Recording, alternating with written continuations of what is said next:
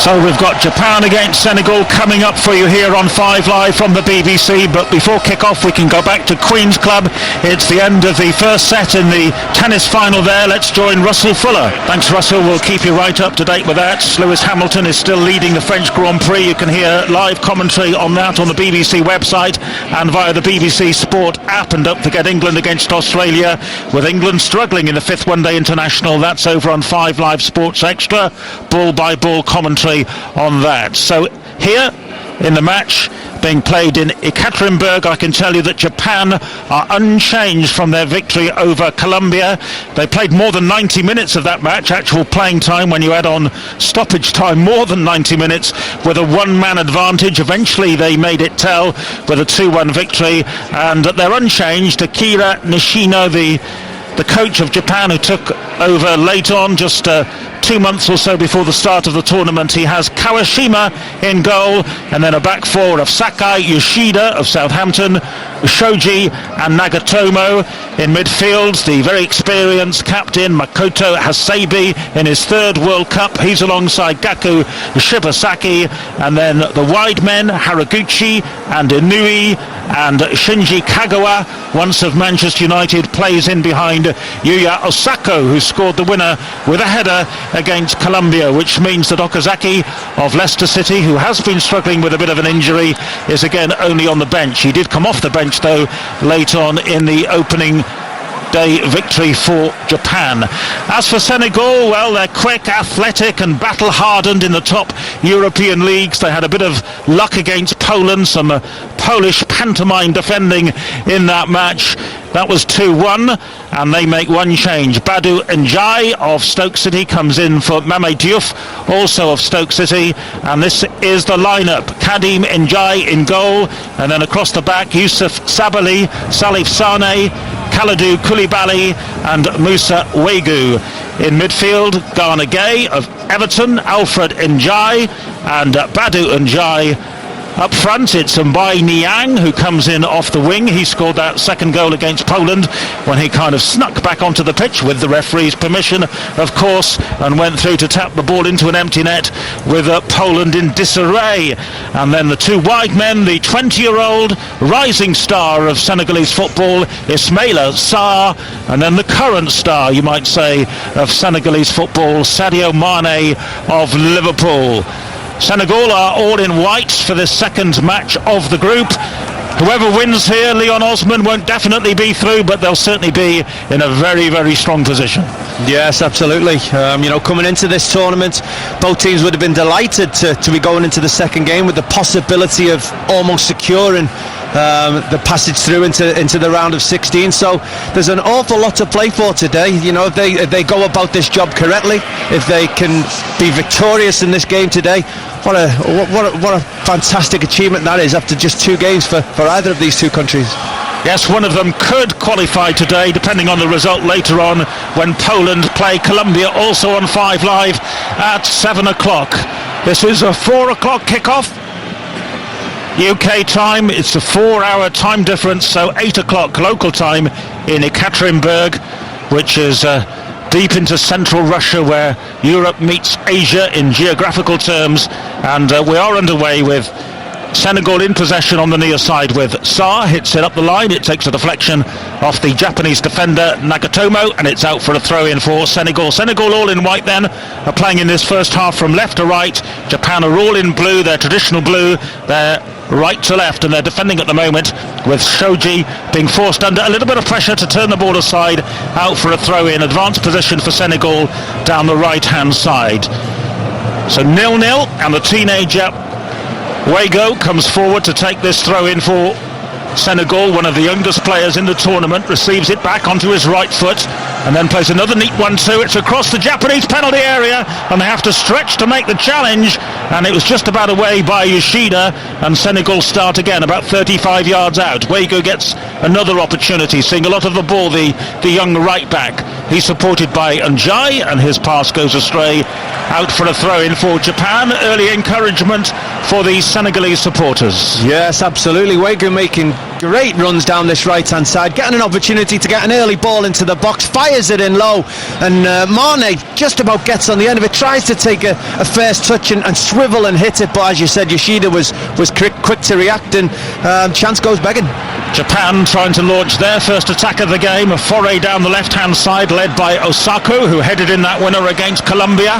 He's won a throw there, taking on the defender who stood his ground. Rich green playing surface, just a few shafts of sunlight through the structure of the stand being displayed on the pitch, and a throw-in near side for Senegal to take. Wegu hurls it up towards the halfway line and beyond halfway, and here's Niang overlapping his Sarr, the youngster, to the dead ball line. He's only 20 himself, and he has won a corner as the tackle comes in on the slide from Nagatomo, and Enterprise with the two youngsters on the right hand side from Senegal, and they win the first corner. Yes, very positive start from Senegal today. They look very powerful, very pacey. Two occasions now in the first 2 or 3 minutes they've got down the side of this Japanese defence and forcing opportunities on both occasions, and the Japanese will just have to be aware that they need to match the Senegalese physically today to try and keep them out. So a corner from the right, it will be an outswinger. Lots of physical presence inside the box for Senegal. It's in towards the near post. It bounces right across the box. It'll be collected on the far side by Ghana Gay. He'll play it in, right-footed, headed away at the near post though by Japan. Sakai with a clearance. It comes as far as Niang, curled back into the box, and again Japan clear it away. Might have been a touch of handball there by Inui in midfield for Japan, but he gets away with that, and then he's barged over in the back, and that's a free kick for Japan inside their own half. You're listening to 5 Live in the BBC World Service across Africa. Senegal, who reached the quarter-finals of the World Cup in 2002, their only previous appearance in the finals, only a golden goal in extra time scored by Turkey stopped their progress then in Japan and Korea. They've waited a while to make their mark, and they're determined to do so here. Here is Nagatomo for Japan to Shibasaki, and then to Kagawa, to Nagatomo again on the near left-hand side. He's being pressed back there, certainly harrying the Japanese at every opportunity are the Senegal team, but Japan work it wide to the far side, and the ball is played up the far touchline by Inui, and now there is support from Haraguchi, but he is harried off it, and Senegal have got it with Ghana Gay. Senegal trying to show composure inside their own half, and they stroke it out to Sarr on the near side, and then on to the lanky figure of Niang. Niang taking on the defender, and it runs off that defender, Genshoji, for another corner for Senegal. Well, again, the Japanese look pretty in this early part of the game, getting in spaces and trying to get in between the lines of the Senegal midfield to play on the ball. But every time Senegal get the ball back, they play it forward as quickly as possible with direct passes into Niang on this occasion, who just runs down the side of the centre half, outpaces him, outstrengths him, and forces another corner for his team this early.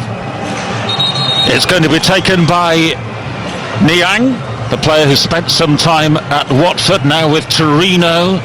Scored his first ever goal for Senegal, which was the second goal against Poland. That was back on Tuesday.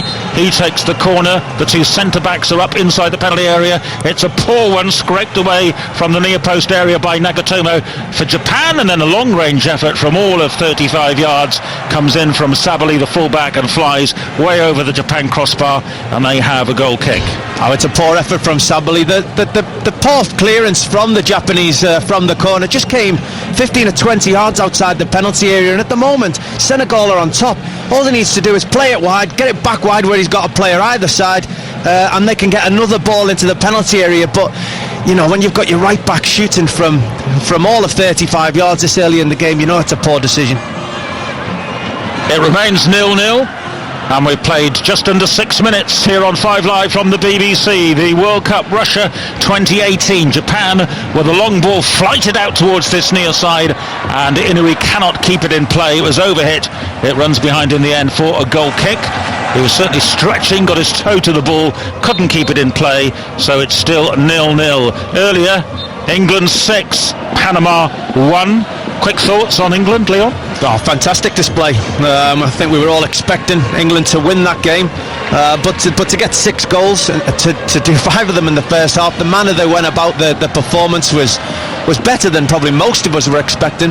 To maybe concede that goal in the end just took a touch of gloss off, but what a fantastic performance and a hat-trick for Kane.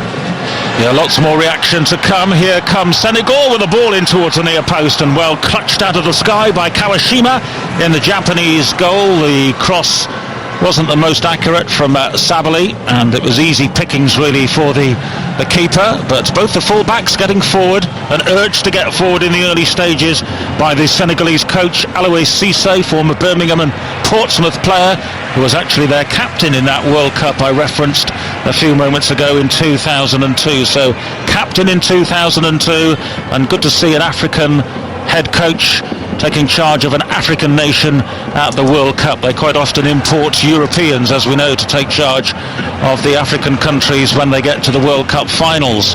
Free kick here for Japan though, 10 yards beyond the halfway line. Hasebe is going to take it, the skipper. In fact, he runs away now and leaves it for Shibasaki. They're not the tallest, Japan. They have to be clever from these set pieces, though Ishida of Southampton is inside the box. It's planted high above his head out towards the far flank and cleared away by Senegal rather easily, all the way back to Hasebe, and he decides from the halfway line to funnel it all the way back to his goalkeeper Kawashima, and it remains 0-0, and we're in the 8th minute as Garnegay of Everton wins the ball. Was the referee happy with that challenge? I think he's given a free kick. Garnegay, who won more tackles and duels than anybody else in the Premier League last season, more than N'Golo Kante. In a disappointing season for Everton, he was one of the bright sparks. He was, himself and Jordan Pickford, the two, well, that's the right word, bright sparks, the two pleasing things to come out of the season for Everton, and he's been a consistent performer for 2 seasons, and it's no wonder that he's getting spoken of so highly still in Senegal itself. Yeah, absolutely. Where's number 5 in the heart of the midfield for Senegal? Breaks things up but gets forward as well, and they're coming forward now with Sarr on the near side, the 20-year-old, to Wegu into the edge of the penalty area. Nyang holds it up, back to Wegu. In comes a cross, should be cleared away on the stretch, and is by Sakai for Japan, but straight onto the instep there of Sane, the giant centre-back for Senegal. They've got 2 huge centre-backs, Salif Sane, who is based in Germany, about to join Schalke, and Kalidou Koulibaly of Napoli, being heavily linked with a potential move to Chelsea. 6.5 feet of him.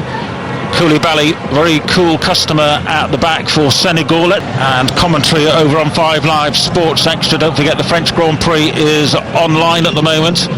We've got everything covered one way or another on the BBC. And the tennis is on BBC 2 television as well, the final from Queens. The ball is hit long and diagonally by Japan, and it floats straight out of play, which presents it back to Senegal. The African team have certainly made the brighter start in this game. Remember, the winners, if there are winners, will go on to 6 points in the group. They were the 2 lowest ranked teams in the Group H draw when it was made in the Kremlin last December, and both burst onto the scene here with victories. And Senegal with an attack with Sarr down the right hand side, clubbed away by Japan, but they were panicking a little bit at the back there, and they gave it straight to Njai for Senegal. And now here they come forward with Koulibaly, high ball right across to this near touchline, perfectly weighted, and into Niang inside the penalty area. Wegu with a cross now to the far post, back-headed away, not the best of headers away, and the shot into the near post is in the net, and Sadio Mane got in there ahead of the goalkeeper.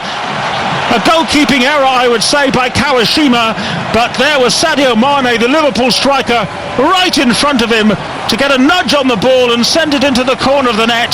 It's Japan 0, Senegal 1. They've been the brighter, they've been the sharper, and they have the breakthrough. Well, it's a shocker, an absolute shocker from Kawashima in the Japanese goal. It's just a high hung-up ball from Wagyu to the back post. First of all, it's Haraguchi, a poor header away, tries to flick it on at the back post, heads it straight into Sabali, who's come in at the back post, and he just has a low shot, and he's aiming for the far post. It's about knee height, and the goalkeeper, for whatever reason, tries to punch it away instead of just scooping it into his midriff, and he punches it straight into Sadio Mane's knees from about a yard away from him, 3 yards out from the goal. He just punches it into him instead of scooping it up. It ricochets into the back of the goal, and 2 mistakes from Japan inside the 6-yard box leads to an early Senegal goal. Yes, weird and not so wonderful goalkeeping by Iji Kawashima for Japan, and they've given away the softest of goals. And remember, he let one slip in, didn't he, low down from that free kick against Colombia in their first game. He did. It's definitely what you don't want, your goalkeeper making mistakes, costing your team goals. But I was about to say before the goal went in, this is a bit of a mismatch today. Physically, the Senegal team are head and shoulders. It's like an under-16 team against an under-13 team with regards to size out there today. If Japan have got any aspirations of winning, they've got to be clever, they've got to move the ball quickly and get in pockets of space, because every time Senegal have attacked so far, they've just gone shoulder to shoulder with the Japanese, and they've won every physical battle. Niang has just got the ball up this wing, and he just keeps getting in behind this Japanese defence, just out muscling them. Yeah, he's done the same again there, Niang. He has forced a rash challenge from the Japanese player, but at least he got the ball. It will be a throw-in only for Senegal down this near side. So Senegal leading by 1-0. Remember, they were 2 up against Poland. It finished 2-1 in the end, so they're full of confidence, and Niang bashes one in towards the near post, and this time the goalkeeper from the angle is able to hang on to it. He caught it this time. But what was he doing earlier? I've never seen a goalkeeper actually trying to punch the ball out when it's only, 2.5 feet off the ground? Well, goalkeepers over the past probably 5 or 10 years have just got into the habit of punching everything rather than scooping it in. The art of catching things for goalkeepers is slowly going out the game, and I can't think of a more important time to scoop the ball into your body and keep hold of it when it's knee height in the 6-yard box, pretty much straight at you. He's tried to punch it, and he's just punched it into the incoming striker, who's Sadio Mane, into his knees, and he finds his team 1-0 down. So the Liverpool man claiming his 15th goal for his country. Senegal are in front as we go back to Old Trafford, and Jonathan Overend. 2 wickets in 2 balls. Liam Plunkett out for a duck, caught behind by a diving Tim Payne. It means Kane Richardson's on a hat-trick. Here he comes bowling to Rashid, who's forward and defends safely, but England in big trouble now on 114 for 8. We're only in the 30th over, still way short, Ian, of that victory target of 206. So still Harry Kane, the only player with a hat-trick so far today, scoring 3 for England, 2 penalties and 1 that bounced in off him.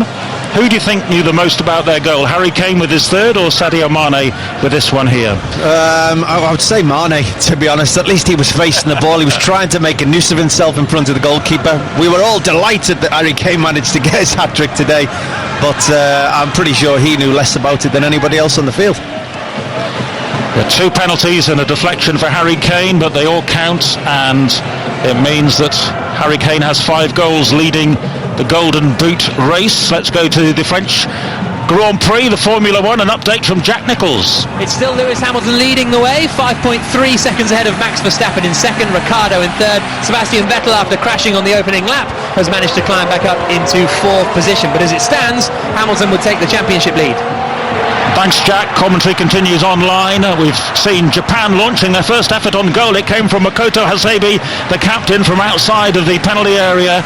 He made decent contact, actually, but it was well blocked by the defender. I think it was possibly Sane in the route of that one. It remains 1-0 to Senegal. Well, it was much better from Japan, though. They moved the ball really quickly. They didn't let the Senegalese team get close to them. They kept in the pockets, kept in the spaces, didn't allow that physical attribute to deny them their attack, and they opened up the defence, and they need to continue to do that. Move the ball at speed to create opportunities. First shot of the game for Japan. Senegal have already threatened 4 times, and they struck after 11 minutes. Sadio Mane on target. Still to come on 5 Live this evening. Poland against Colombia. That's a 7 o'clock kickoff UK time. Poland and Colombia both on 0 points.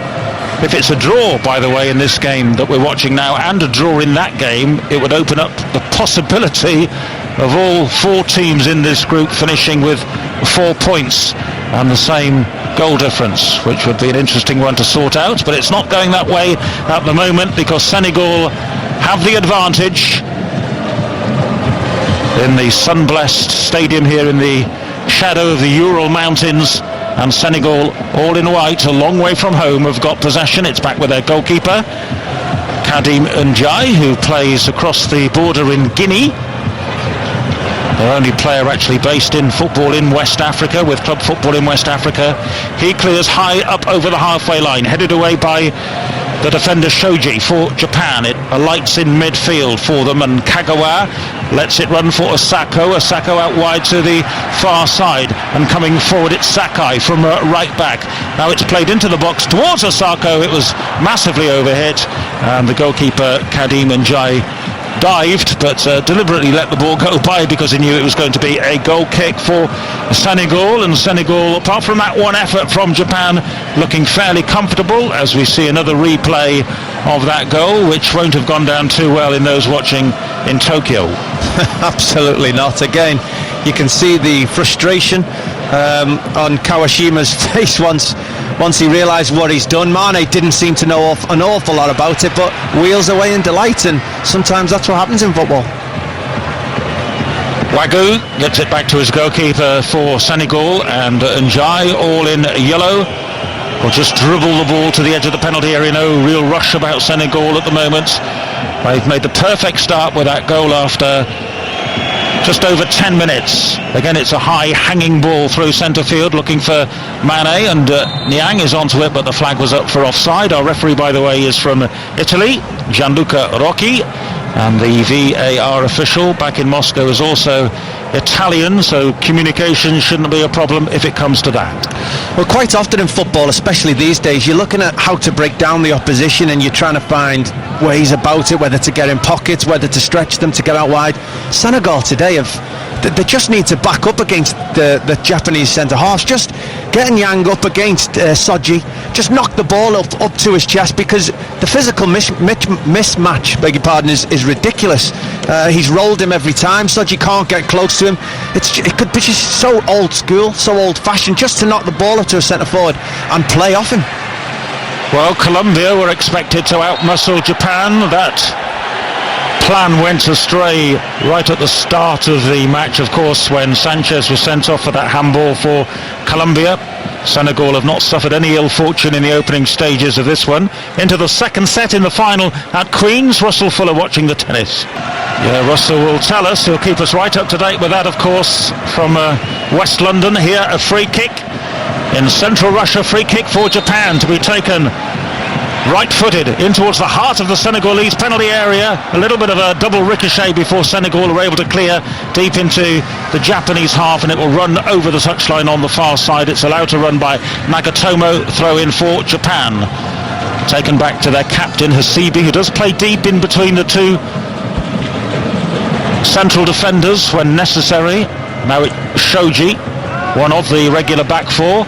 Up it goes now to Kagawa. We've seen very little of the playmaker, the former Manchester United man, now at Borussia Dortmund, but Japan have made good progress now down the right-hand side, and Sakai was sent tumbling over very close to the corner flag, and Japan have been awarded this corner, I think, as the tackle came in from the full-back Sabali, and a corner for Japan. Yeah, it could quite easily have been a booking. The ball was running out for a corner to Japan. Sakai was just trying to see it out, and as you said, Sabali came over and flung himself at the ball. I wouldn't say it was a two-footed tackle, but both feet, the momentum of his tackle certainly wiped Sakai out as the ball was rolled out for a corner, and could certainly have been a yellow card. Corner then for Japan, which they've taken short. Kagawa was chopped down, I felt, there by the defender, but the referee sees nothing wrong, and Senegal are bursting forward with Sadio Mane up over the halfway line on the left-hand side. He's 20 yards inside the Japanese half, plays it into Njai. He's inside the penalty area to the dead ball line, scoops it across. No takers in the middle in white shirts for Senegal, and it runs all the way out to Wagyu on the near side. In comes another swept cross, and then the shot on the turn from Ndai is straight at the goalkeeper Kawashima, who's able to dive away rather flamboyantly to his left-hand side, but he holds onto the ball. well, it's devastating pace on the counter-attack. The speed at which they go box to box at the minute. You've got Sarr, Niang and Mane. The pace of the three of them once they do realise they're on the counter-attack is frightening. They had a cross from the left side that was unfortunate. Nobody was able to get on the end of, and then a cross straight away from the right side which Niang directed on target, I think it was. So yeah, really strong pace on that counter-attack, and that's a way for them to maybe get the second goal in this game. Well, we're just about halfway through the first half. Japan 0, Senegal 1. This match in Group H of the World Cup in Ekaterinburg Arena, the most easterly point of this World Cup in Russia. And England earlier on today made sure of their qualification for the last 16 when they beat Panama by 6-1. It also meant that Belgium were definitely through, and it will be England against Belgium on Thursday evening to determine who finishes top of that group, and the winners of that group will play the runners-up in this group. So England-Senegal is a possibility on the horizon, perhaps, Leon Osman? Absolutely, but as you mentioned before, any of these four teams in this group could still potentially go through. The two what you call underdogs won the first games. You'd expect Poland and Colombia to have a right good go at each other later on today, and who knows the way that game will go. So this group is still wide open today. Sabali has got it for Senegal inside his own half into Ghana Gay, who's muscled off the ball, and the Japanese do need to get in a few tackles. That one was ill-judged though by Haraguchi, and it's a free kick for the Senegal in the mid-section of the pitch. Senegal leading by 1-0. Kagawa needs to retreat a few yards, so this can be taken. They need to get Shinji Kagawa onto the ball a bit more just to get things ticking for Japan, and they do have to play more intricate football, don't they, on the floor to overcome the more physical specimens in the Senegal team. Well, they do. Every time they've matched up with the Senegalese today, they've just been out-muscled, and sometimes you can't compete in that way. Physically, it's not going to be the way to beat the opposition. They've got to be clever, they've got to pull into pockets. They can't let Senegal players match up against them physically, because there'll be only one winner in that today. Here's Wegu, near side for Senegal, halfway inside the Japanese half. He's on the right, just in front of the Senegalese manager or head coach, Cisse, with the dreadlocks watching on. He's the youngest manager at the World Cup at the age of 42. Proud of his team at the moment. Long ball played up to the edge of the Japanese penalty area. Comes to Njai. Two Njais in the midfield, by the way. One who played for Wolves last season, the other who played for Stoke, Alfred Njai and Badu Njai. And Diouf of Stoke City left out for this game by the Senegalese manager. Here now is Nagatomo for Japan with the dyed blonde hair. The fullback plays it wide to Inui. Nagatomo continues his run, whips in across towards the near post. That was a bit better. Cisse was underneath it though to clear away for Senegal. And now up the near side comes Niang, who is trouble on the ball. Well, at least it's trouble trying to get the ball off him. He's big and he's strong, and he was trying to get the better of Shibasaki, and Shibasaki was pulling his arm back, and it has to be a free kick. Well, that summed it up right there. A ball up to Niang, who looked like he had a poor touch. It looked like it was too close to Shibasaki for him to take it off him, and he just completely out-muscled him, used his arm, got around him, and got his team a free kick. And I say it again, but the physical mismatch is staggering. I wonder if it's all over at Old Trafford. Jonathan Overend. No, not yet, and Josh Butler will very much hope this has still got plenty of legs in it, this match. He's England's highest average scorer in the series, and he's still there. He's made a 50, and again 52 not out. Butler. Rashid has 2. England are 123 for 8. We're in the 33rd over. They need 206 to win. Yeah, long shot, but still firing away there. Commentary over on 5 Live Sports Extra. Here Senegal have got another corner, and a couple of these corners haven't been the best so far from Mbai Niang, but he still has the responsibility of taking this one on his right foot. It'll curl away from goal. Salif Sani is one of the targets in the centre, 6 foot plus, the Hanover central defender, alongside Koulibaly. The referee will be watching out for some shirt pulling.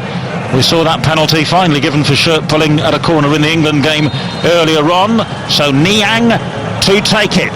Up he comes now, thunders it to the centre of the goal, and in there trying to get ahead on it was Njai, and Shibashima has been fouled as he tried to drag it clear, and it's going to be a free kick for Japan inside their own penalty area. The foul by Alfred Njai of Villarreal, who played a part in the promotion to the Premier League of Wolverhampton Wanderers.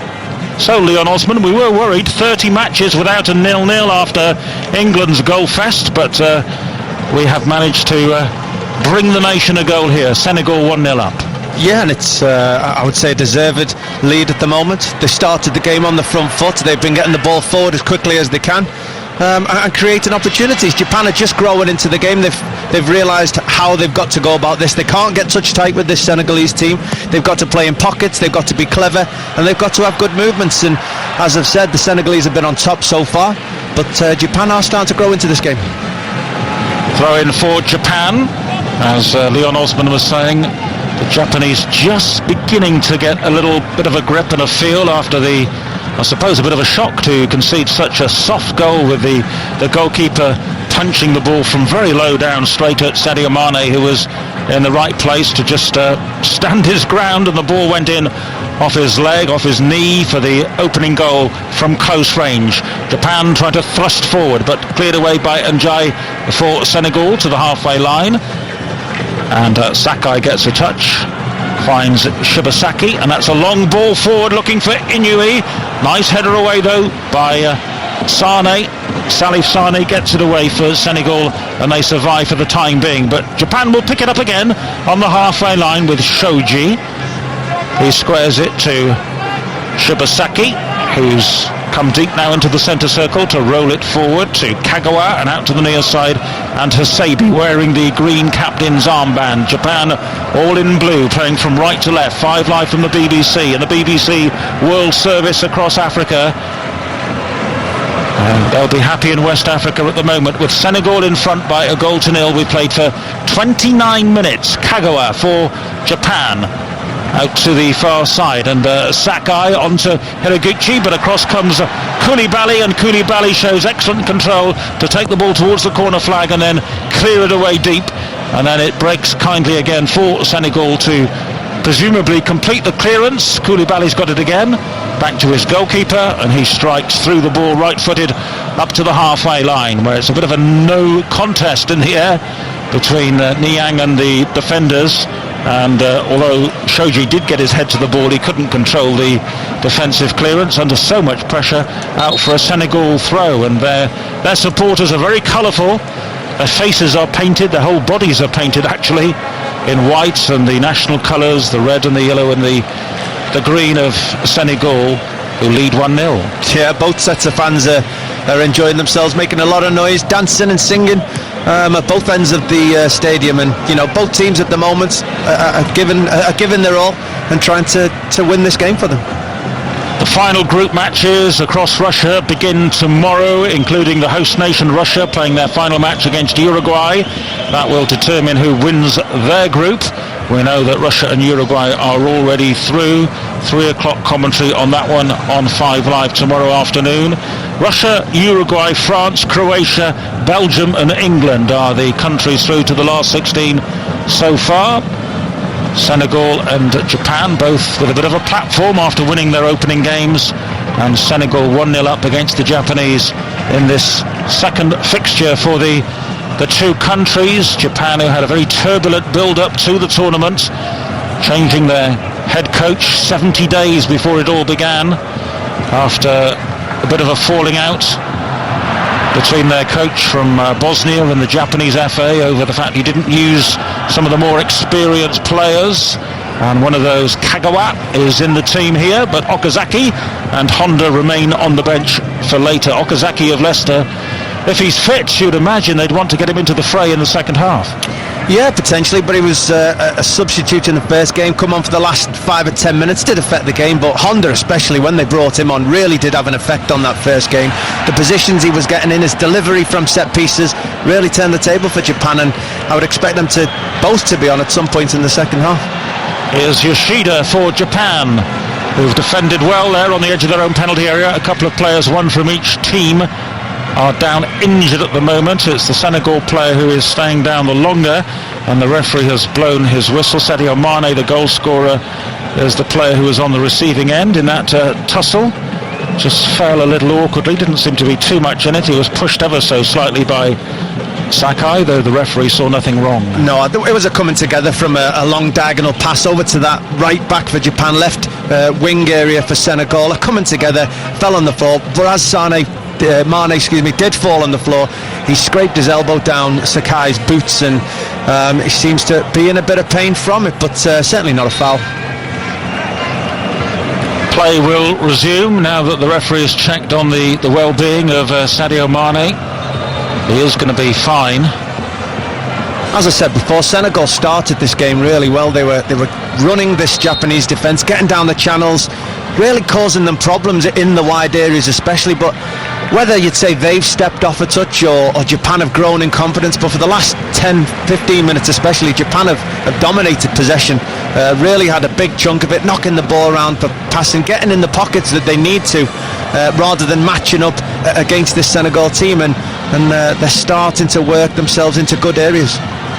Yes, and the stats for possession have just eased into Japan's favour, 51-49.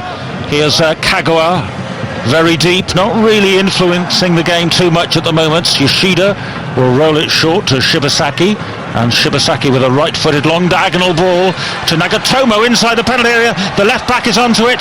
Inuai will score. It's a brilliant equalising goal for Japan. Takashi Inuai, the man who scored it after superb approach play by Nagatomo. And just when we said Japan were getting back into the game, they conjure up the equaliser with a very crisp right-footed strike from deep inside the penalty area from Takashi Inuai. It is Japan 1, Senegal 1, and we can see the Imperial Princess of Japan, and she's applauding the goal, and why should she not? Well, I said they were growing into this game, figuring out how to get at this Senegal team, and it's a long diagonal ball from Shibasaki over the top to Nagatomo in this left back area. He's got in behind Wagyu in this area.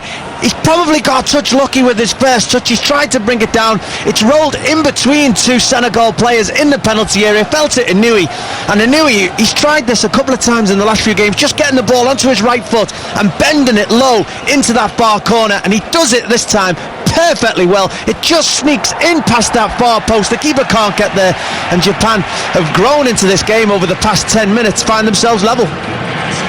Yep, that's what he does. Comes in off the left, strikes it right-footed when he gets the opportunity. Inuai making it Japan 1, Senegal 1 after 35 minutes. And Senegal were well on top in the opening 20 minutes or so, but we did mark the card of the listeners by saying that Japan were getting right back into it. They were. It was as if they were shocked for the first 10 minutes how physical Senegal were and how they were struggling to keep up, especially running the channels. They just couldn't get near them, but a good team figures the opposition out, and for the last 10 minutes they've just played in pockets. They've played 3 yards away from the Senegal midfielder. They've not allowed them to get tight enough to use that physicality and make it effective, and they've started to make the Senegal team go deeper and deeper and not get near them. And yes, possession-wise they've grown. They've started to get in pockets, and that long diagonal ball from Shibasaki was fantastic over the top to Nagatomo. As I said, I think he got a touch lucky with his first touch, but Inouye didn't. He didn't get lucky at all. He hit his shot fantastically well, curled it. It looked like it was going wide, but it had enough bend just to keep inside that far post. The goalkeeper had no chance, and as I said, I think they deserve to be 1-1.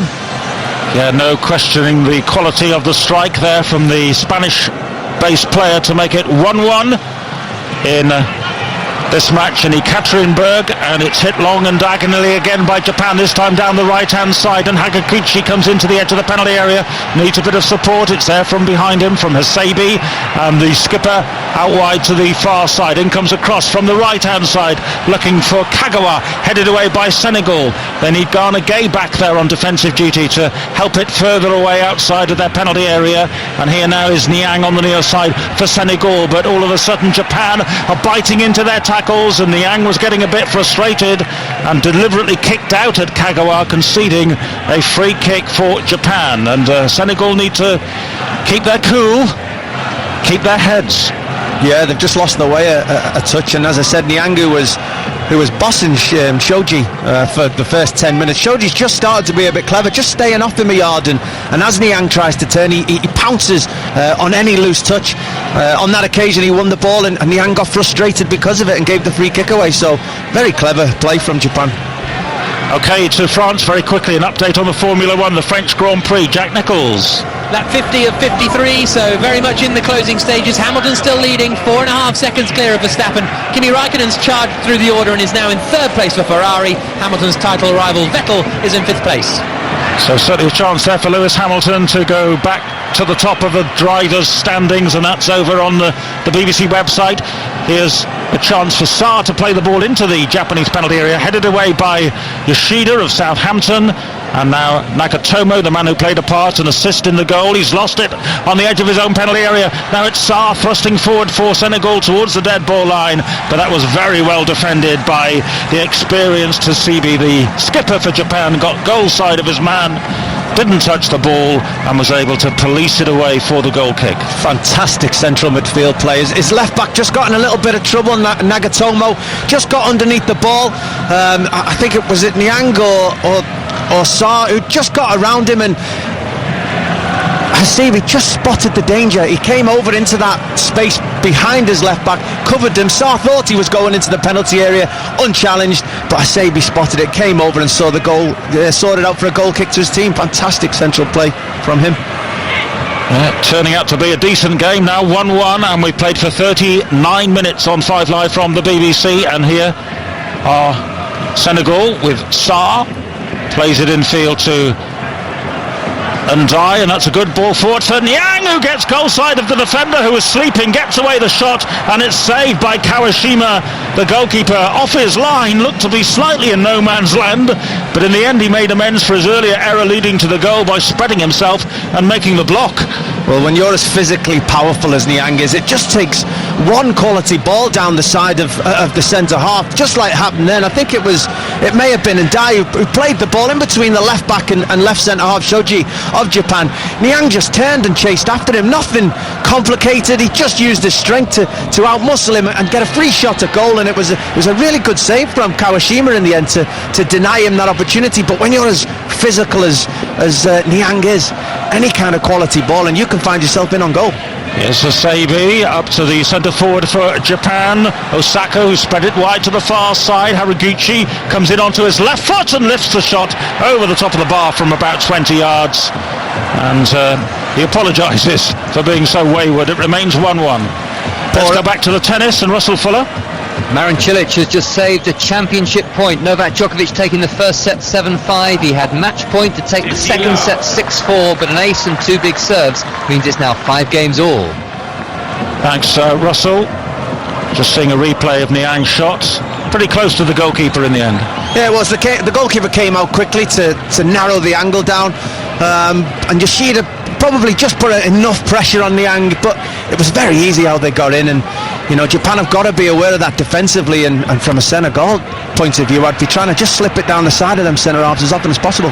Haraguchi for Japan. The game is opening up a bit. Sakai back to Shibasaki in low to the edge of the penalty area, laid back again to Hasibi, and now out wide to the full-back, who's always willing to come forward. Sakai exchanges passes with Haraguchi. All of this is inside the Senegal half, although Japan patiently are prepared to go backwards to the centre circle just to keep control of the ball, and their passing game is beginning to click now, and they are buoyant after scoring that equalising goal. It is 1-1 in Ekaterinburg, Arena in Russia. Shoji with the ball to Kagawa for Japan. I think they've now perhaps passed the ball 100 times more than Senegal in the opening 40 minutes or so. Possibly. I mean, they deserve great credit, because when you find yourself 1-0 down for an early goal, sometimes you can lose your way. It's difficult to, first of all, to steady yourselves, to make sure no other goals go in, but then to get a grip of the game like the Japanese have. They're dominating the game at the minute. Possession on the halfway line, not just in their own half. They're trying to pick pockets, getting Inouye in off one side and Haraguchi in off the other. Kagawa's starting to have more of an effect on the game, and at the moment it's the game is being played in the Senegal half, and considering how the game started, that's great credit to Japan.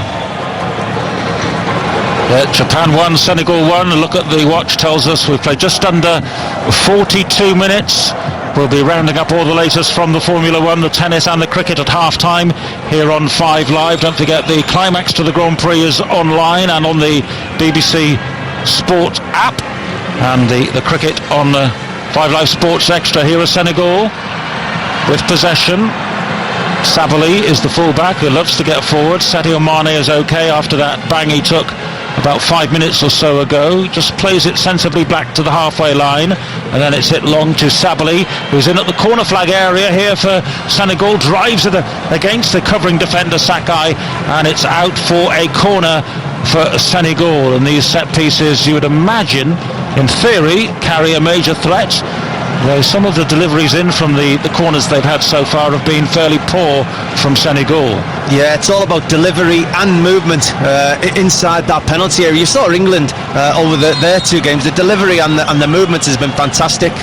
Despite the size of this Senegalese team, they've had neither so far today, and that's why they haven't created any opportunities really from corners. Batu Njai of Stoke City is going to take the corner from the far side in his blue boots. It's a low one, I think deliberately low to the near post this time. The back heel was attempted by, I think it might have been Sane, was it, up from the back? Either way, he didn't make contact on the ball, and it was cleared away. Thanks, Jack. Yes, Hamilton leading from lights out all the way through to the flag there as the French Grand Prix returns to the calendar. And Lewis Hamilton said he might have been slightly distracted wondering about the England score in the football. Well, he's had a good day all round, hasn't he? Yeah, it's been a great day for Lewis and for any Lewis Hamilton fans. England winning this morning convincingly, Lewis Hamilton winning this afternoon convincingly. It's been a good day. England 6, Panama 1. If you've been out paragliding or something and have missed the coverage earlier on.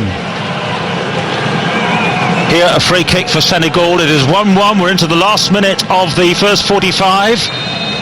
And it will be played in right-footed. They're looking for offside, the Japanese. The flag stayed down as the ball was launched into the box beyond the far post. It was headed across there by Niang, and the goalkeeper's got it. And I'm not sure whether the flag went up at all there. It should have done. How many were offside? About 5 of them offside in a line. Let's say if they'd scored from that, VAR would have said no. I think nowadays assistant referees or linesmen are told to keep the flag down initially to see how the move works out, and if VAR is needed, they'll use it. But Japan just held the line just as the free kick was about to be taken. As a unit, they all ran up, played probably 6 or 7 players offside for Senegal, and yes, the linesman didn't put his flag up, but yeah, I think he was waiting. It was obvious that many of those Senegal players were offside. Yes, the computer definitely would have said no once the VAR officials had looked at that. Had the ball gone in the net, but it didn't. It is still 1-1, and Inui, the man who scored the equalising goal for Japan, gets a little touch on the near side, doesn't make much progress. Cleared by Senegal. The ball is bobbled out of play in front of the 2 technical areas for a throw-in for Senegal, all in white. 1 minute added on at the end of the first 45 minutes, and we've had most of those 60 seconds already, and we're all square. None the wiser at the moment between Japan and Senegal in what could be a very, very tight group.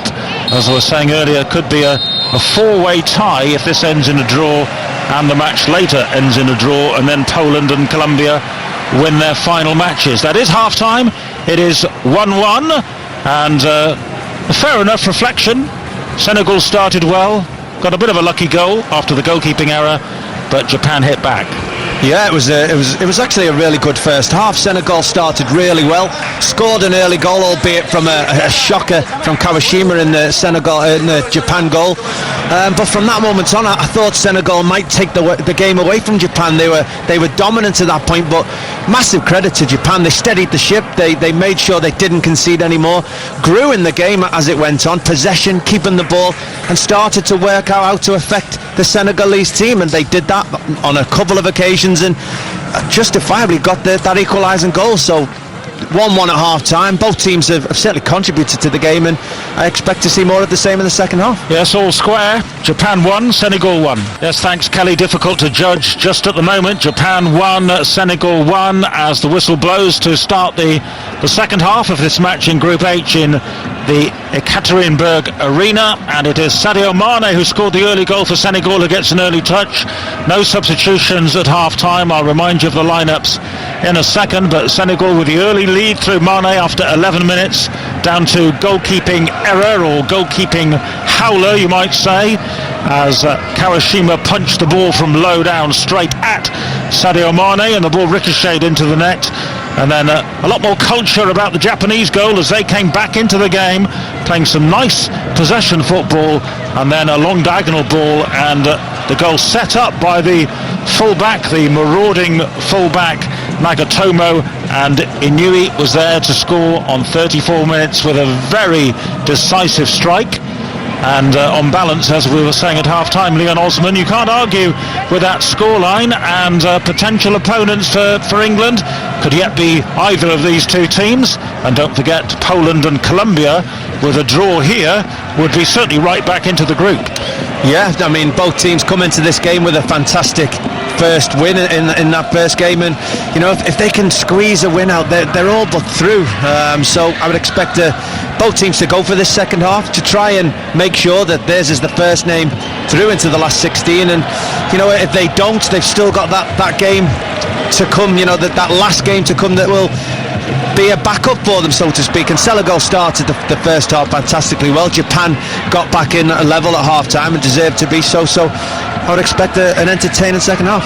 Here's Sadio Mane, threads a pass to Sarr for Senegal. Into the centre it goes, and there on the slide to concede the corner was Maya Yoshida, the experienced Southampton defender at the heart of the back line for Japan. Had to really stretch and get a left foot to that one to concede the corner. He did. He may have got a shout from his goalkeeper. There was nobody behind him, but he was a full stretch, and it's one of those into that area between the centre half and the goalkeeper that more often than not defenders put into their own goal, but he's managed to stretch and get his toes just around it and send it out for a corner. But really good defending from Yoshida. Fifth corner of the game for Senegal. They've been poor, these deliveries so far from the African team. And it comes from Niang towards the near post, and in there competing with Sane, but Japan was strong back there.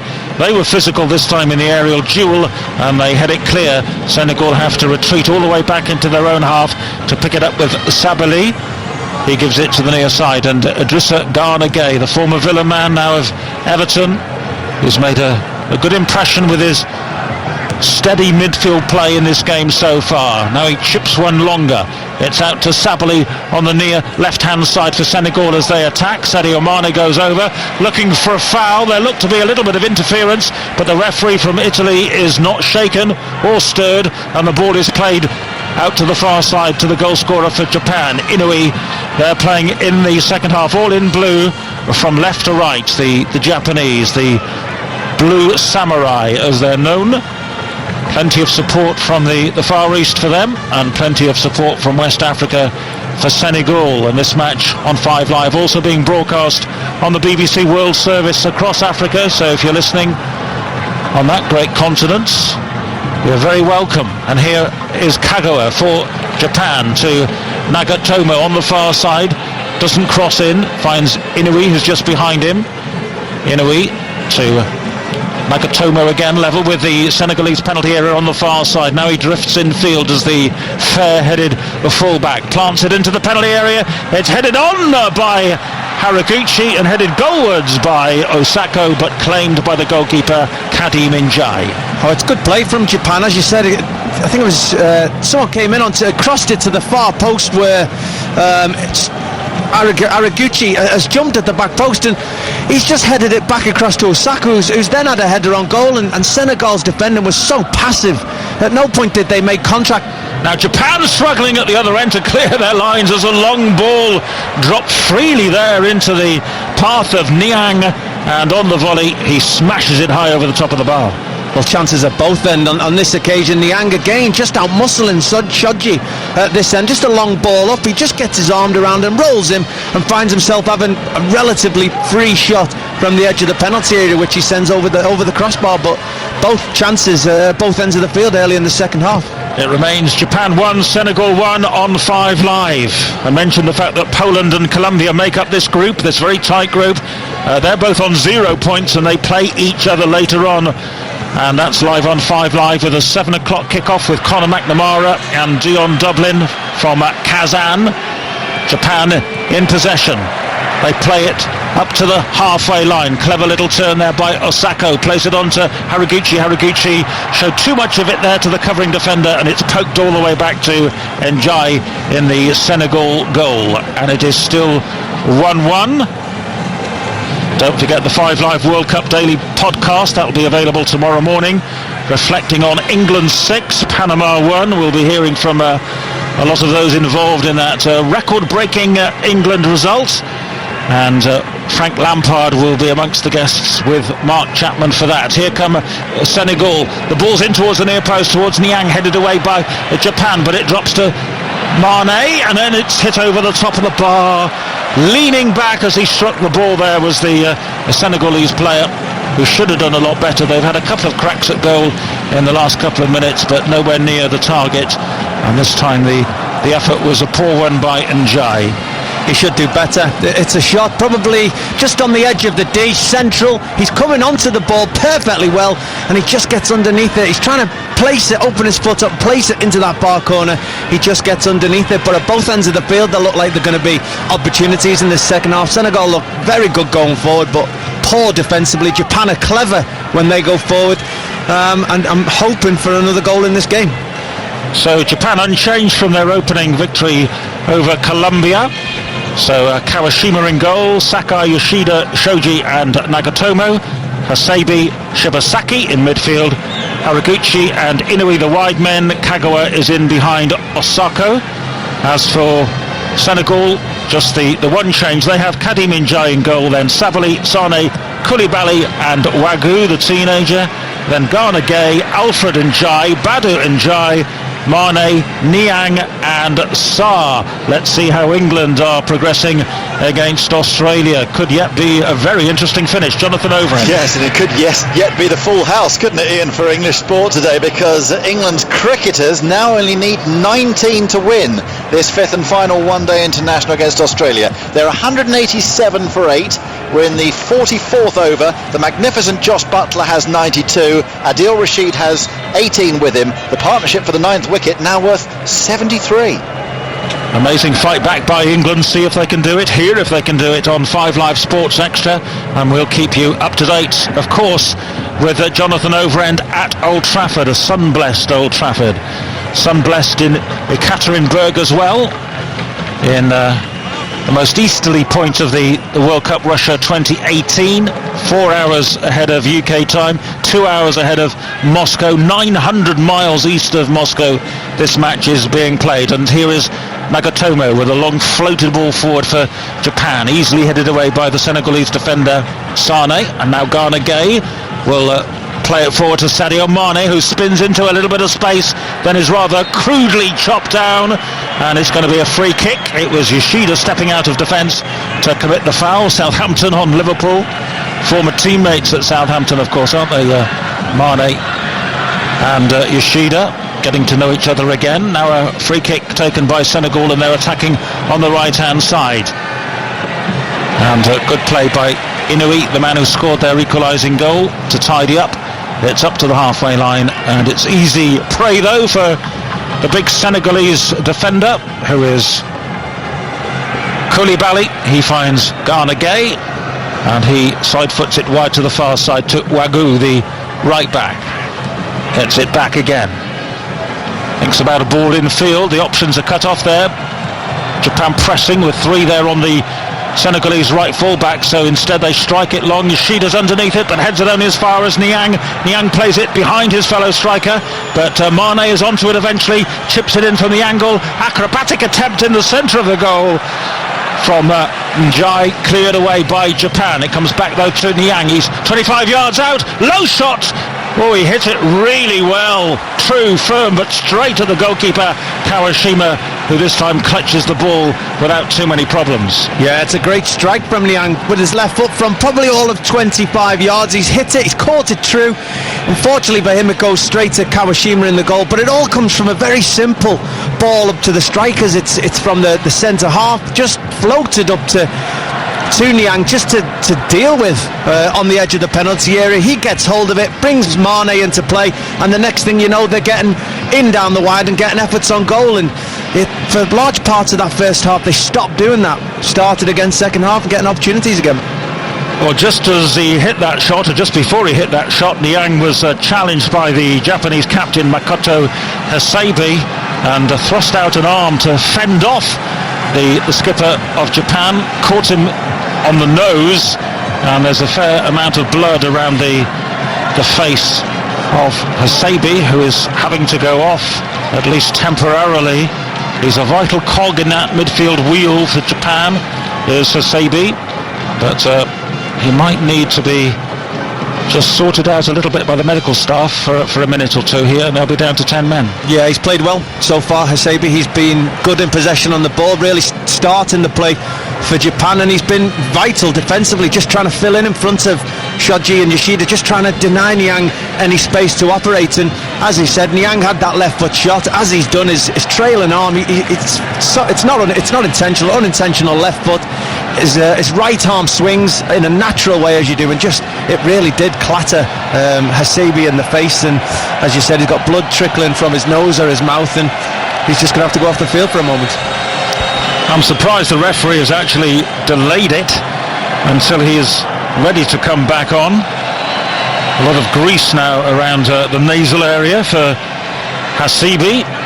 Well, I'm not sure if he'll be allowed back on the field yet, because despite them wiping it away, it does seem to still be trickling from his nose, and until they can figure out a way to stop that, or the modern day way of putting them buds up your nose to try and stop the flow, but at the moment it's still just pouring with blood.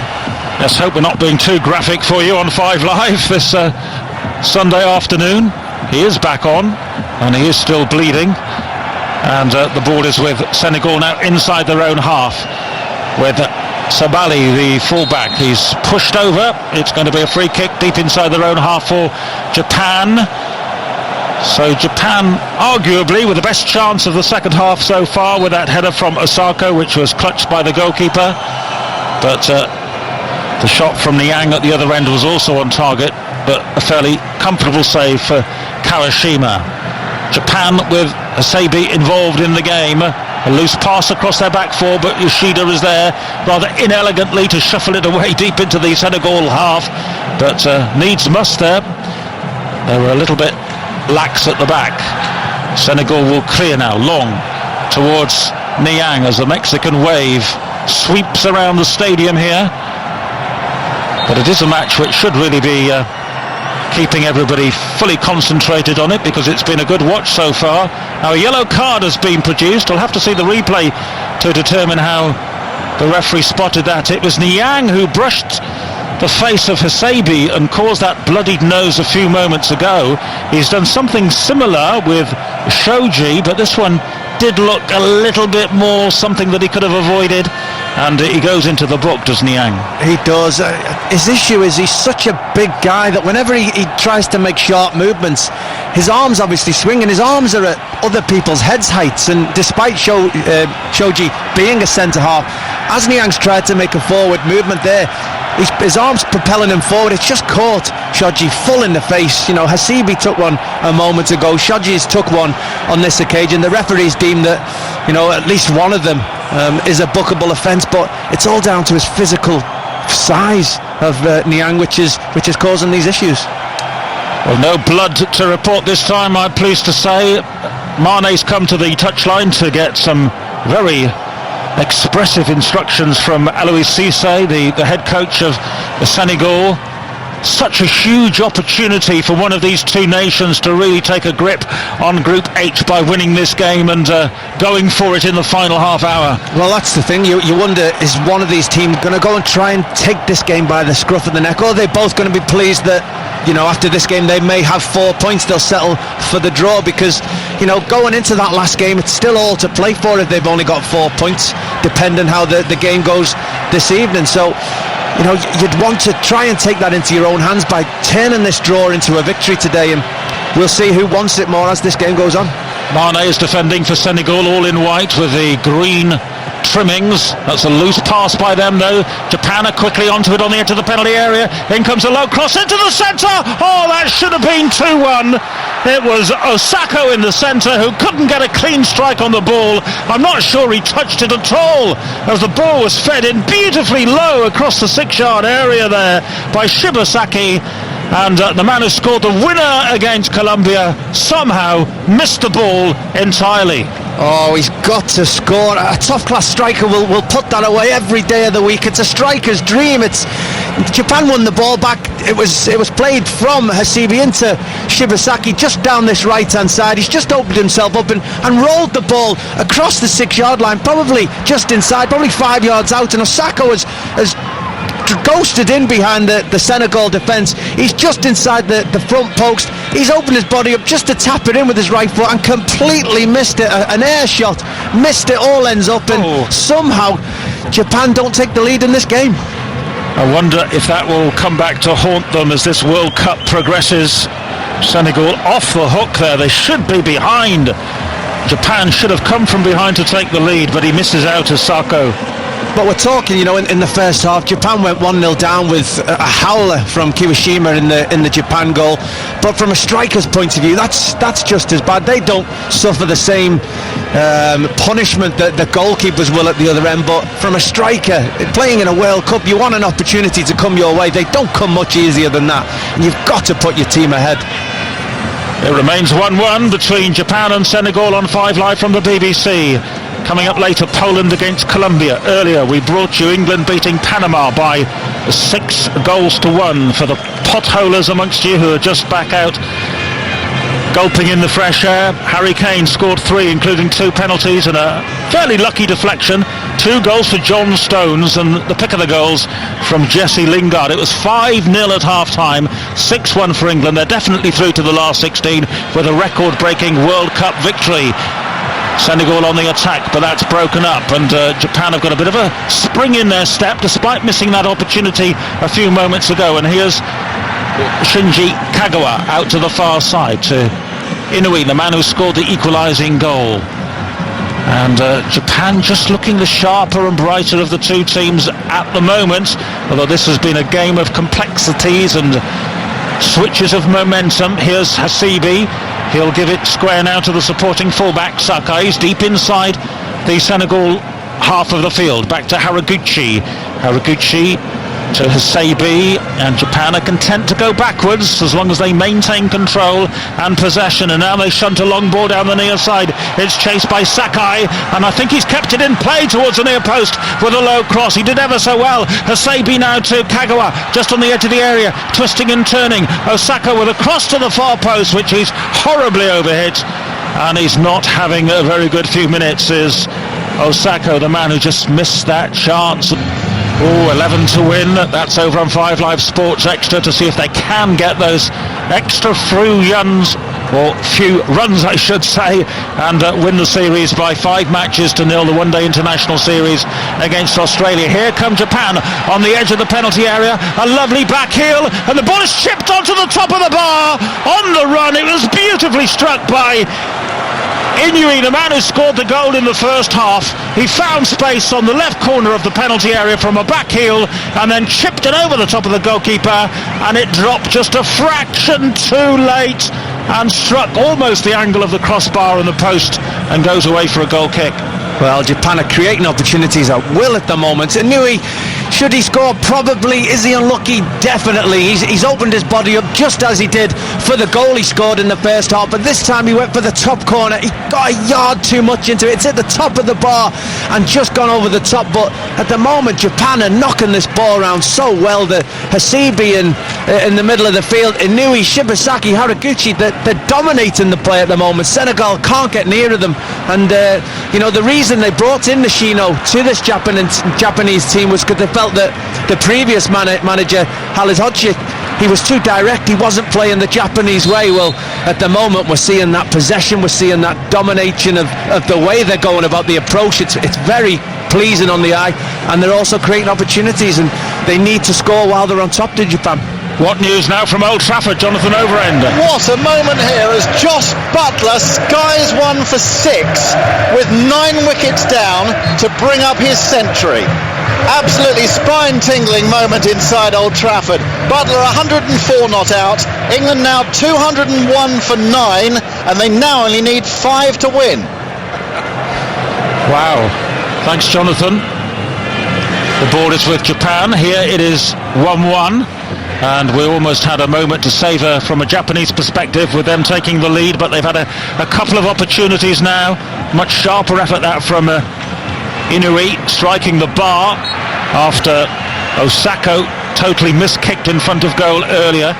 And Senegal have made a change. The West Ham midfielder, a man you've played against, Leon, Sheku Kouyaté, has come on. Yes, well, I was just thinking they do need to make a change. They're chasing shadows at the moment. The way Japan are passing the ball around, they're getting in spaces, they've found the way to get at this Senegal team. They should certainly be 2-1 up, maybe even 3-1 up at the moment with the opportunities they've created. And yes, Cisse needed to do something to try and halt that flow and that momentum before his team go a goal behind. Well, it's the first ever competitive meeting of these two countries, and it certainly has been competitive. Here's Sadio Mane thrusting up the near touchline for Senegal. He's well challenged by Sakai with a sliding challenge. Took the ball ever so firmly with his right foot. Hooks the ball away from Mane. Throw in for Senegal. Sabali, the fullback, is dispossessed easily. Haraguchi now for Japan. Inui, the man who hit the bar but did score in the first half. This time he's brushed off the ball. He's dispossessed easily, and then he fouls his man over on the far touchline, and it was a clear offence as the Senegalese youngster Sarr was streaking away down the right hand side. Inui, having lost the ball, ran across in front of his man, pulled him back with his arm because Sarr was going to get in behind the Japanese defence there on the right hand side. He's one of the quickest young players around, and I think Inui is saying, I had to do that, so I don't mind the yellow card. It could have been a lot worse. Well, it was a clever foul in the end. It's in a very dangerous position, just a yard outside the corner of the penalty area in a right wing spot for Senegal, but it was like an Olympic sprinter there. Sarr running down that right wing, and Inui couldn't get near him, had to drag him back because having given the ball away, his team were exposed. It's a clever yellow card to take, but they do still have to defend this free kick in a very dangerous position. And over the ball for Senegal, Badou Ndiaye. He's still on the pitch, by the way. The other Ndiaye, the player that was at Wolves, Alfred Ndiaye, he was substituted when Kouyaté came on a few moments ago. So this free kick is very close to the right edge of the Japanese penalty area. Now Senegal look at things, and Japan have got two in a wall just guarding that near post area in case they try something very, very clever. More likely to be an orthodox ball into the penalty area. In fact, it's played short to the 18-yard line, and that was completely wasted because Japan read the intention. Shibasaki was there, and he just clears away ever so easily, and they did not make the most of that opportunity, to say the least, as the ball is headed away by Yoshida at the back for Japan, this time out for a Senegal throw 5 yards away from the corner flag on this near side, and Sabali comes across to take it. Well, they tried to be clever. They tried to send all the players running into the penalty area to get on the end of the cross and square it to the edge of the penalty area for a man running in, and as you said, Shibasaki read that brilliantly. Kouyaté to Ghana Gay, back to Kouyaté, the two Premier League players combining, and that pass from Kouyaté is horribly mishit deep back into his own half. Wegu does well to retreat and just play it back to his goalkeeper, all in yellow, Kadim Ndiaye. Still 1-1. England won earlier 6-1. Coming up at 7 o'clock, it's Poland against Colombia on 5 Live, and tomorrow we begin to finalise the group positions as the third set of matches begin with, first of all, Russia against Uruguay, both already qualified. Who will finish top of the group, though? That's what we will determine from 3 o'clock on 5 Live tomorrow, Monday afternoon. Here is Sarr for Senegal to the edge of the area, plays it back to the supporting full-back, Wegu. His cross is overhit. Sadio Mane will give chase. He collides with a covering Japanese player. It's a throw for Senegal, instantly taken. Gana Gueye will give it short to Sabali, back to Gana Gueye, now wide to Mane. Mane on the left, plays it into the box, trying to twist is Sabali. He's done well. Low onto the far post. Is anybody coming in there? Yes, they are. It's the teenager Moussa Wegu who scores for Senegal and re-establishes their lead with his first goal in international football. Intricate build-up play. The ball was played low to the back post, and there was the fullback arriving late to fire deep and high into the net. Japan 1, Senegal 2. Well, it's the first time Senegal have strung any kind of passing movement together inside Japan's half. It's fantastic play. They've just knocked it round with a bit of pace. It's Gueye into Mane. He's knocked it into the box. It's Sabali up from the back. He's up into a left wing position from left back. He just fires it across the penalty area, and Niang can't get there. And coming in at the far post is the opposite fullback, Wegu, and he just gets there before Inui and just lifts it over the goalkeeper into the roof of the net. And despite the pressure they've been under in this second half, despite probably deserving to be at least a goal behind, they find themselves in front.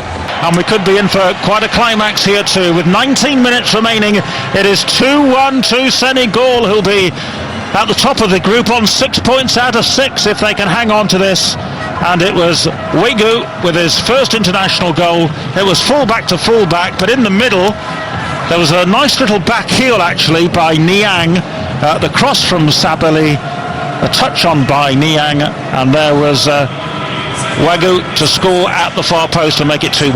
Well, it was quite advanced play from both fullbacks. You got Sabali in the penalty area, wriggling it and finally getting the cross in on one side, and as it goes through, the people are sliding in the centre of the penalty box. Who's coming in at the far post, ready to, in an advanced position, gambling that the ball's going to come across, and it's the opposite fullback, Wegu, and he reaps the benefits of that and puts his team in front. And Japan have made a change. Kagawa has gone off, having not made much of an impact. He's been outshone by one or two of his colleagues in midfield for Japan, and the veteran at the age of 32, not really a veteran, Keisuke Honda, now playing in Mexico, the former AC Milan player who scored in 2 separate World Cup finals for Japan. He's on in their, well, I was going to say hour of need, their 17 minutes of need. They are, and you know, it's the team that has been on top in this second half, creating opportunities, finding themselves a goal down. Do they need to change much? Because, as I said, they've dominated the play. They've been creating openings. They just haven't scored the goals. And yes, Honda, who was great when he come on in that first game, he really did make a difference to this Japan side, has been asked to do the same in this second game as well. Well, Japan do have a corner as the ball is headed away by Koulibaly. It's a corner for Japan, trailing now by 2-1, despite having the better of the second half of this match in Ekaterinburg. So Senegal need to be watchful defensively. Honda, with the little bit of blonde dye in the hair, is going to take this corner, an in-swinger, left-footed from the near right-hand side for Japan. They need some movement inside the penalty area. Comes to Osako, his shot is blocked. It fell for him 8 yards out. Half-hearted shout for a handball and a penalty. Nothing doing there. And Osako, to be fair, has had 2 or 3 chances now in the second half to score for Japan, and again he misses out, and he had space 8 yards from goal. And he's asking for the VAR. The referee's going to have a look at it. I don't think it is, as Osako does have the shot.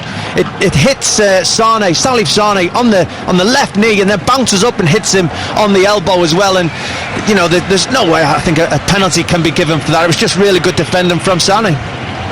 Yeah, no way can you give a penalty when the ball strikes your arm from 6 inches via your knee. And the referee from Italy spot on there. Now Okazaki of Leicester City, Shinji Okazaki, who's been struggling with a bit of a calf injury, is on. He came off the bench in the previous game when Japan won against Colombia, and he is on in place of Haraguchi. So Okazaki, a chance to make a name for himself, wearing number 9, the man with 50 goals in his Japanese international career. rather needs it to go up to 51. He's third on the all-time national list for Japan. Japan win the ball in midfield with Shibasaki, who's been perhaps the pick of their players, the number 7. And with 12 minutes remaining here, Japan have made it 2-2. It was Honda off the bench, his 37th international goal. Wonderful positional play inside the penalty area, only 6 yards out as the ball came across from the left-hand side, and there he was to sweep it past the goalkeeper. And you have to say Japan overall deserve to be back on level terms. Japan 2, Senegal 2. Yeah, positive play from Japan, nothing more than I think deserved, but talking errors, the goalkeeper again. You've got Okazaki challenging 6 yards out for a header.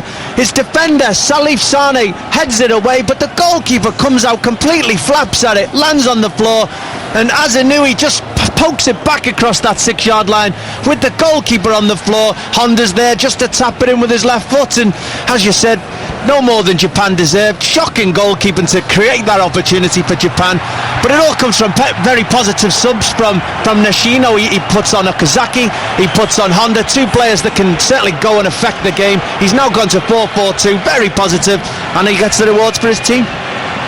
Well, the lead for Senegal lasted only 7 minutes, but as Leon Osman was saying there, not the best of goalkeeping from Njai. I think that levels things out in terms of goalkeeping errors in this match, and it is 2-2. Both teams now heading for 4 points. Mane surely offside here for Senegal. The flag is up over on the far side, and it is all square again in what has been some match, Leon. Yeah, and you know, sometimes you're looking for players to affect the matches they have, but both managers have really affected this second half as well. First of all, Aliou Cissé's team are really on the back foot, really struggling to keep Japan out. He makes a substitute, he keeps his team in the game for 5 minutes, and then they go and score that first goal of the second half. And the same for Nishino from Japan. His team are behind, two positive substitutes. It's easy to take one striker off for the other, but he doesn't. He takes a wide player off, goes with two up front, and his team get enough people in the box to get back in this game. Well, here's Honda winning his 97th cap. He's marked it with a goal, plays it into the penalty area looking for Okazaki, who was just off the pace slightly. I think it was overhit anyway, and it's gone behind for a goal kick for Senegal, and all of a sudden the pendulum swings the other way, and Japan are feeling a little more light-footed. 2-2 as we creep into the final 10 minutes here in Group H. Poland against Colombia later. They'll be watching on with a little bit of interest as they prepare for their match. And nobody quite has stolen a march in this group. These were the two teams who won on the opening day. A draw would leave it gaping really for anyone to take advantage. Ndoye of Birmingham City comes off the bench now for Senegal. He came off the bench in the previous game. He's been on the bench a lot as well for Birmingham under Gary Monk. What difference can he make for Senegal in these closing exchanges? He's onto the ball straight away. He's another massive figure, isn't he, in the midfield for Senegal. Here's most players that they've got. You've got Mane, you've got Idrissa Gana Gueye, but most of the players for Senegal are real units, real physical, really tall, and it really buys into the way they can go about playing their game. Well, we've brought you some action on 5 Live this afternoon. The climax to the cricket with that amazing comeback victory from the dead, thanks to the runs of Butler for England at Old Trafford, and the French Grand Prix. We had the climax of that as well. Lewis Hamilton leading from start to finish. He's now 14 points clear in the Drivers' Championship after Vettel finished only 5th. Verstappen was 2nd and Raikkonen 3rd there as the French Grand Prix came back to the Formula 1 calendar. The ball is with Senegal, but they're deep inside their own half. It is 2-2. Both teams have had a spell in front in this match, but it is all to play for in the final 8 minutes. I wonder what the attitude will be. 4 points would be very good for both teams after 2 games, but the chance to win and really be halfway to the last 16, if not 3/4 of the way to the last 16, that has got to be some prize to chase. Yeah, and we said it was a real opportunity for both of these teams to really put a marker down and try and make it to 6 points first. And you've got to say both teams have gone about that. They've really tried. We're talking 2-2 in a game. Both teams have really chased those goals in the game, and yeah, it's been a really entertaining game. And how's this last 10 minutes going to go? Is one team really going to go after that winning goal, or at this point will both teams settle for the draw? Shoji over the halfway line for Japan, who I don't think, judging by their body language and their urgency, are settling for the draw just yet. They hit a long diagonal ball. That's been a feature for Japan. Here's an opportunity for Inui to cross towards the near post. Okazaki was in the middle, but I think the flag was up for offside, and it's going to be a free kick for Senegal at the back.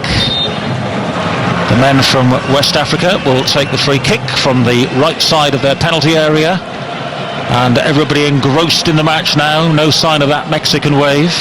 Let's go back to the tennis. They're into the final set at Queen's, and here's Russell Fuller with news of the final. Okay, we'll keep you up to date with that as well here on 5 Live. It's on BBC Two television, by the way, the tennis. The ball is played into the Japanese penalty area, headed goalwards by Ndoi, but off target by the Birmingham man. Got up high though. Certainly got the better in the air of Sakai, but wide of the far post by a good 4 or 5 yards. He should do better. He really has put an amazing leap in there. He's got over one of his own players and 2 Japanese defenders. He's rose high enough. At first I didn't know if he'd be able to keep the ball down, but seeing the replays, he's probably about 12 yards out, centre of goal, and he's let the ball hit his head rather than heading the ball onto the goal, and that's an opportunity slipped by for Senegal. It looks as though Senegal are going to make their final substitution. Mame Biram Diouf of Stoke City is taking some last-minute instruction from Alois Cisse, and it looks as though he'll be on soon. The former Manchester United player as well, of course, Diouf. The referee has spotted that the substitution is being asked for by Senegal, so he will be on in the next few seconds. Just waiting to see who's gone off.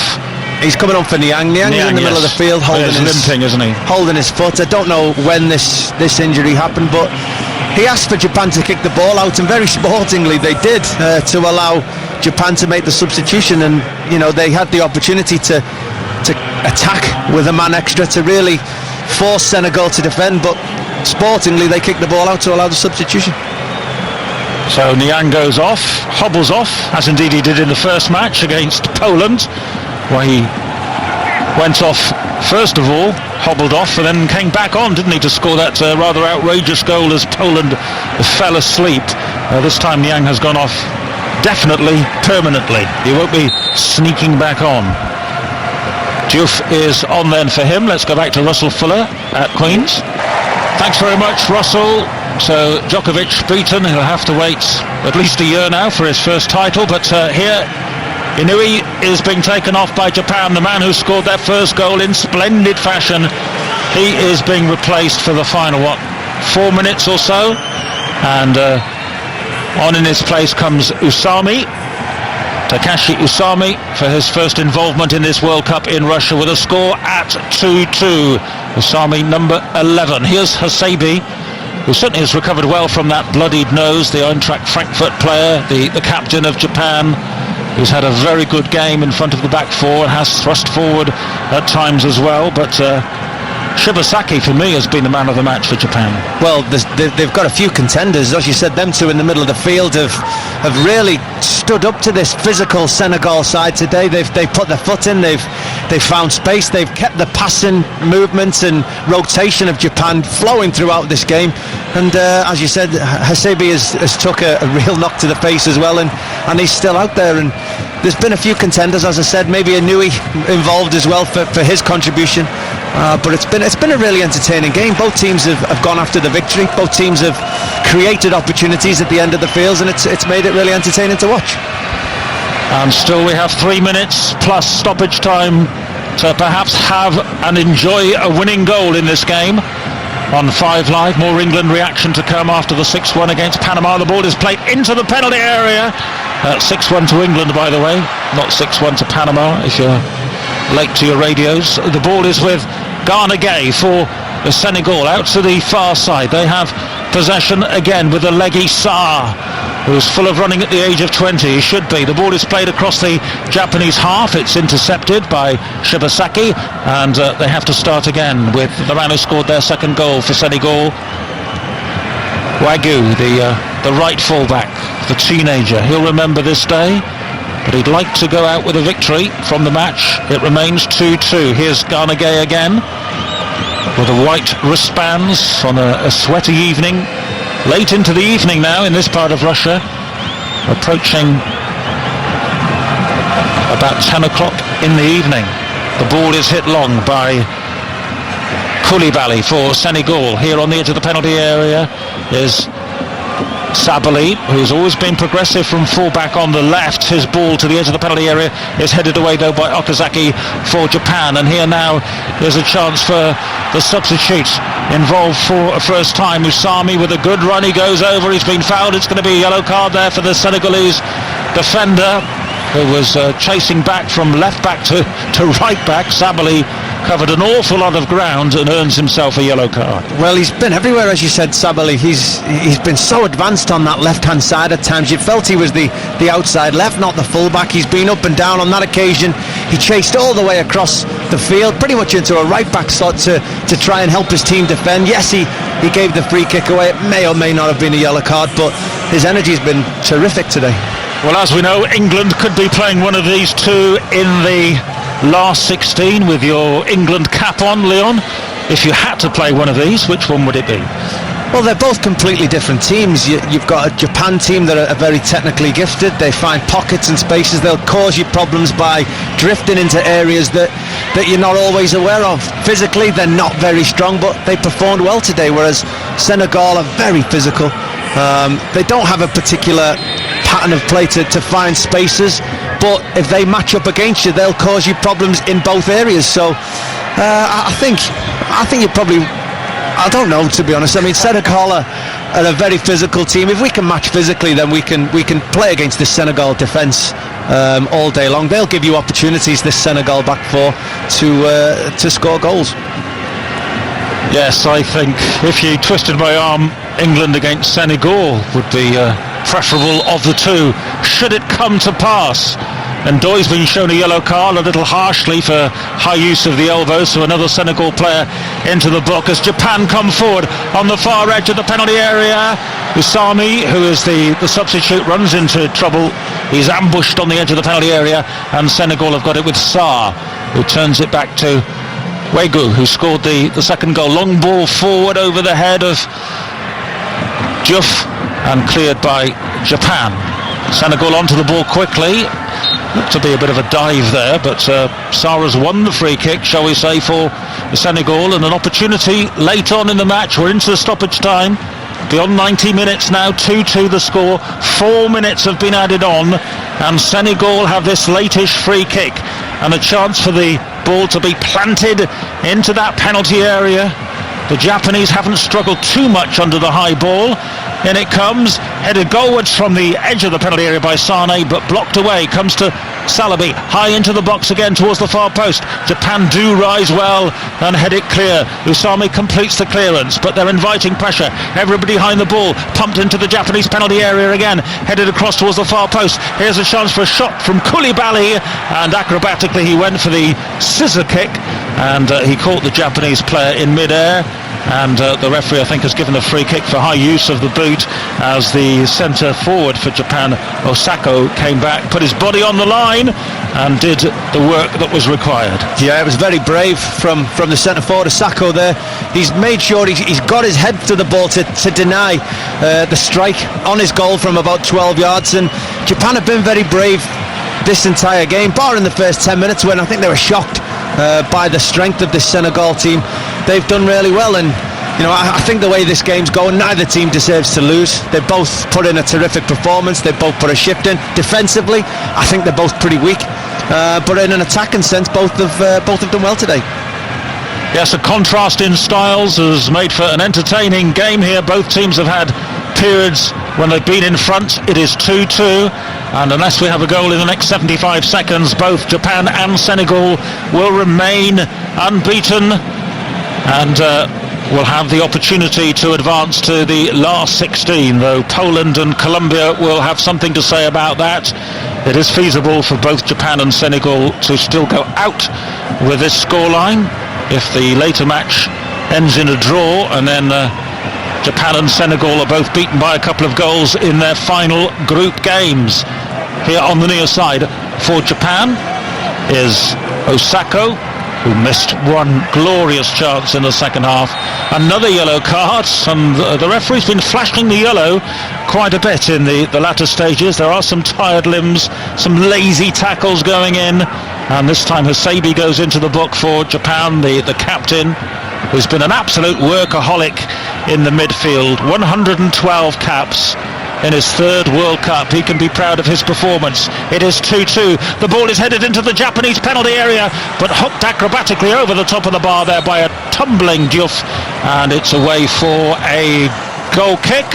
And the referee is considering blowing the full-time whistle. He has. It's finished. Japan 2, Senegal 2, and well, I suppose both teams will be moderately happy. They're both still unbeaten, and it is 4 points apiece. Yeah, as you said, the two contrasting styles. The Japanese played their way up the field, created opportunities. Senegal are more a physical, powerful team, created opportunities that way. Both had a right go at it today in an attacking sense. Both quite poor defensively. I think they'll be wanting to work on that before they go into the next game. With regards to England facing one of these two, I don't think you'd be overly concerned which one you may potentially get, because as you get to the round of 16, that they're not easy games, and both teams have their strengths and weaknesses. So who will England play in the last 16? Well, who knows? Japan 2, Senegal 2.